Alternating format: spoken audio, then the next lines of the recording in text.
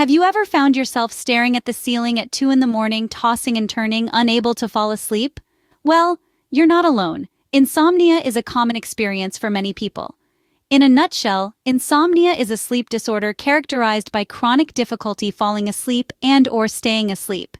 It's a pervasive issue, affecting a staggering 1 in 4 Americans at least occasionally, and nearly 1 in 10 on a regular basis. Overall, 30% of adults experience short-term insomnia. So what causes this sleep-stealing culprit? Insomnia can be tied to several factors: psychological stress and anxiety, chronic pain, asthma, excessive caffeine, and certain medications. Now, how do we recognize insomnia? The signs and symptoms aren't always as clear-cut as you might think. Most often, it is the consistent sleeplessness night after night.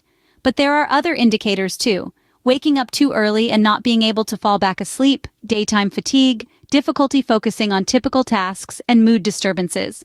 When it comes to diagnosing insomnia, it's not as simple as a single test.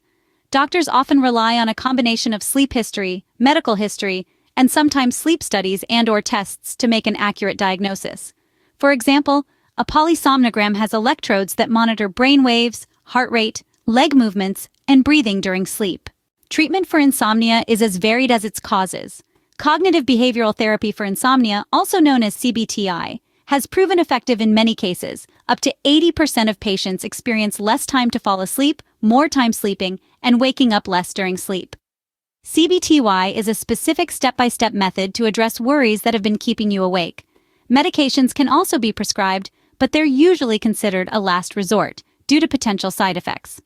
And what about the prognosis? Well, the good news is that with proper treatment, most people can find relief from insomnia.